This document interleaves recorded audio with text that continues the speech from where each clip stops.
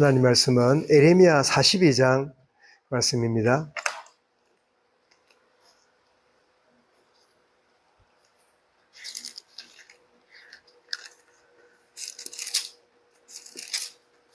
에레미야 42장 우리 1절부터 6절까지 말씀을 읽도록 하겠습니다.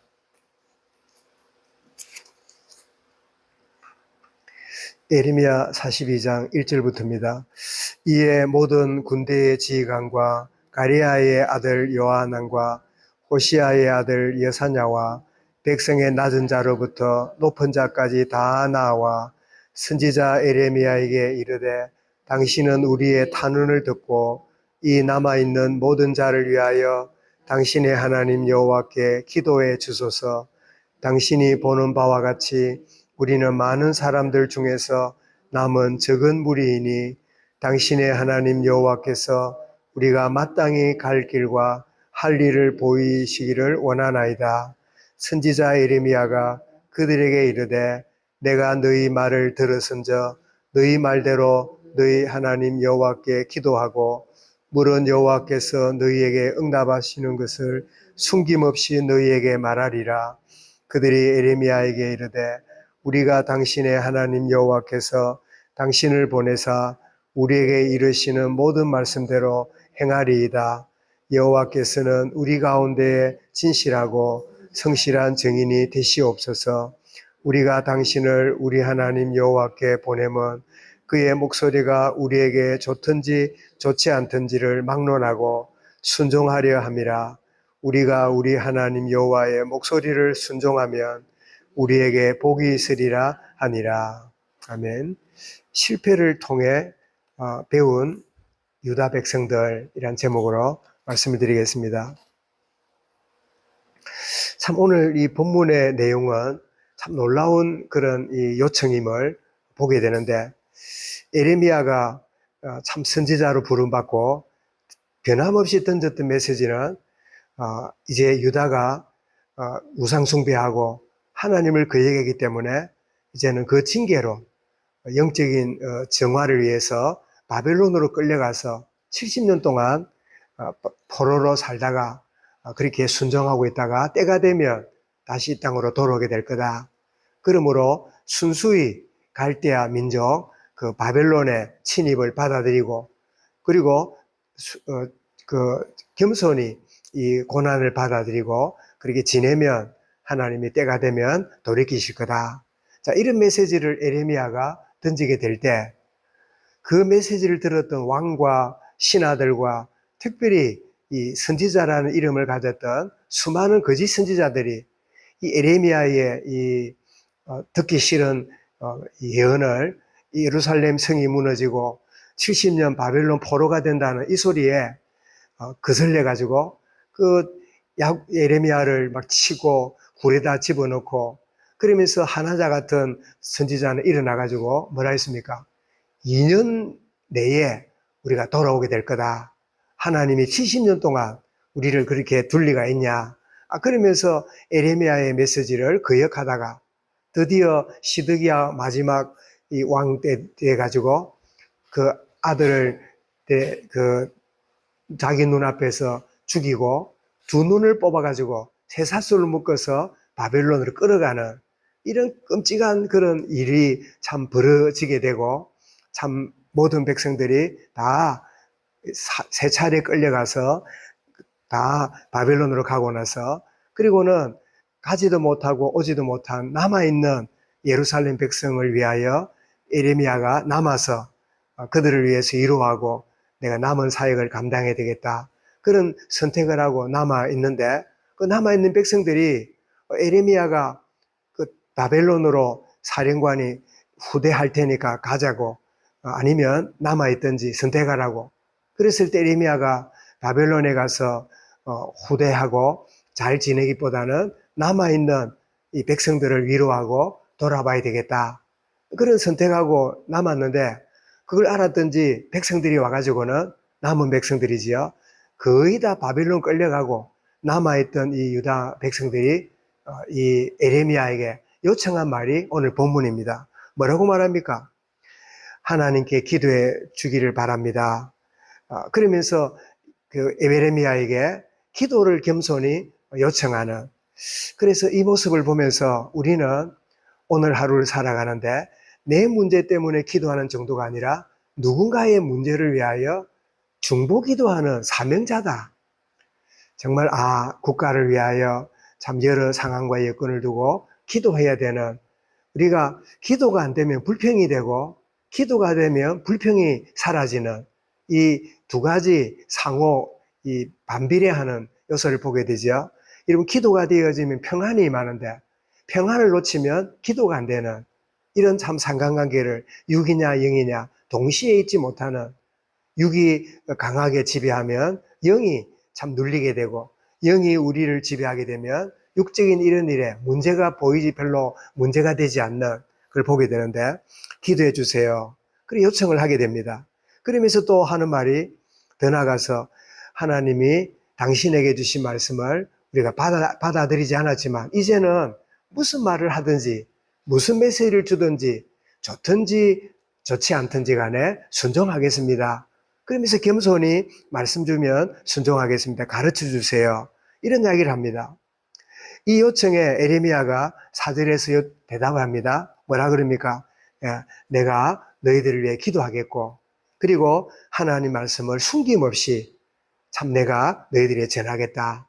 그전에도 바벨론 포로 끌려간다는 그 메시지를 싫은 줄 알지만은, 나도 안 내키지만은 전달했던 것처럼 지금 이후도 그렇게 하겠다 하면서 이 백성들의 요청을 받아들이고 말씀을 내가 전달하겠다고. 그러면서 6절에 뭐라 그랬습니까? 그 이야기를 듣고 나서 백성들이 우리가 당신을 우리 하나님 여호와께 보내면 그의 목소리가 우리에게 좋든지 좋지 않든지를 막론하고 순종하려 함이니이다. 그러면서 이런 그 고백을 백성들이 합니다. 우리가 우리 하나님 여호와의 목소리를 순종하면 우리에게 뭐라고요? 복이 있으리라. 지금은 당장 고난이고 듣기 싫은 것 같고 순종하기 싫은 것 같지만 결국은 그것이 복이 된다는 걸 우리가 압니다. 그런 고백을 하고 있는데, 아니 그렇게 에레미야의 메시지를 거역하고 그럴 리가 있냐고 막 이렇게 했던 이들이 이렇게 순종하겠다 하고 기도해 달라고 하고 이렇게 요청하고 있는 그 배경이 뭐였을까요? 바로 오늘 말씀 제목처럼 실패를 통한 깨달음이지요. 여러분, 우리가 깨닫는 여러 방법 중에 하나는요, 말씀을 듣고 또 성령해 주시는 깨달음으로 그냥 반드시 이렇게 나아갈 수 있다면 그게 최고의 참 아름다운 걸음이지요.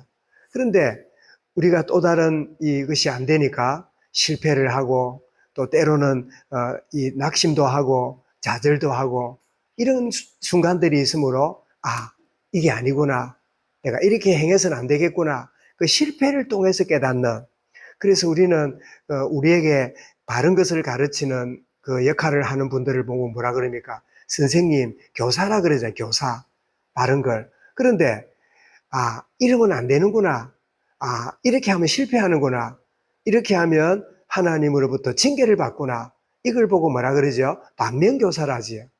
저러면 안 돼. 그래서 자녀들이 부모님 밑에 자랄 때 교사로 바른 것을 배우기도 하지만 부모님을 통하여 저러면 안 되구나, 저런 식으로 행하고 저런 식으로 말하면 안 되는구나.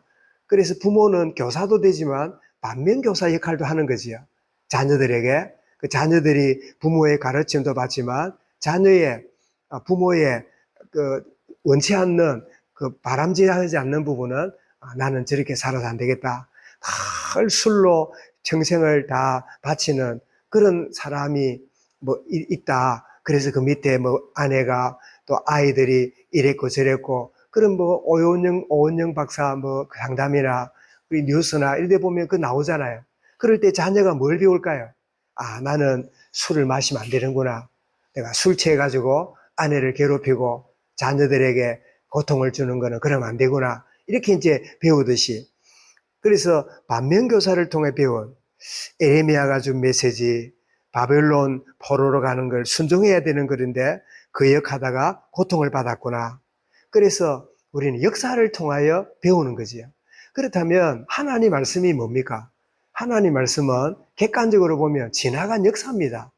지나간 인물들, 지나간 사건들, 그때 4,000년 전에, 3,000년 전에, 2,000년 전에 주어진 그런 말씀이 오늘 우리에게 있는 말씀이라, 이 말씀은 고전 중에 고전이잖아요. 옛날에 있었던 이야기, 옛날에 행해졌던 역사. 그런데 이 성경이 살아있는 말씀이라고 하는 이유가 뭘까요? 옛날의 기록이고 전의 일이고 전의 사건을 기록하고 있지만 그 사건을 주관하시고 이끄신 그 주역인 하나님은 지금도 살아 역사하고 계신다는 거지요. 성경에 나와 있는 원리대로, 성경에 주어진 교훈대로, 성경에 주시는 이 가르침대로 오늘도 하나님은 그 가르침을 쫓아서 그 허락하신 하나님 말씀을 통하여 지금도 일하고 계시고 역사하고 계시고 응답하고 계신다는 사실을 아는, 그래서 수많은 실패도 기록되어 있고 허물도 기록되어 있고 또 응답도 기록되어 있고 수많은 내용들, 그래서 성경을 보면 왜 이런 게 기록되어 있지 하고 민망해라. 어떻게 이런 내용들이 가감없이 기록되었지? 이유가 있는 거지요. 실패를 통하여 우리에게 깨닫게 하시고 배움을 주시는, 또 더 나아가서 우리 삶을 통해서도 때로는 할 말, 안 할 말, 또 할 행동, 안 할 행동, 결정할까, 안 할까, 이런 걸 보면서, 실패를 통해서도 하나님이 깨닫게 하시는, 그렇다면 더 근원적으로 이렇게 생각해 볼 수 있겠지요. 실패를 내가 하는 순간에 하나님 막을 수 있잖아요. 그런데도 그 실패하는 순간에 하나님 막지 않고 내버려 두셨단 말이잖아요. 또 더 넓게 말하면 누군가가 실패를 하고 있고 누군가가 저러면 안 되는데도 그 길을 계속 가고 있잖아요. 그것은 더 크게 생각하면 뭐죠? 하나님의 허용 속에 있는 거지요. 왜요? 반듯한 거, 바른 거 제대로 못 받아들이니까 실패를 해보고 아파보고 참 허물 속에 빠져보고 깊은 구덩이에 빠져보게 될 때, 내가 길을 잘못 들었구나. 그래서 실패를 통하여 이 깨달았던 유다 백성처럼 나의 생애와 내 주변에 있는 수많은 이들도 반드시 가면 좋겠는데 참 저 길 가면 안 되겠을 건데 여겨지지만 그것조차도 실패를 통하여 깨닫는 시간표 속에 있고 그것조차도 하나님의 넓은 손에 허락하시는 속에 되어졌다는 사실을 알게 될 때 주님 정말 원치 않지만 주어지는 상황을 바라보는 하나님이 이 가운데서 일하고 계시고 하나님이 저런 가운데도 주관하신다는 사실을 알고 평안 가운데 주님 바라보는 은혜의 내 순간 되도록 인도하여 주옵소서. 이 말씀을 마음에 담고 우리 개인적으로 기도하겠습니다.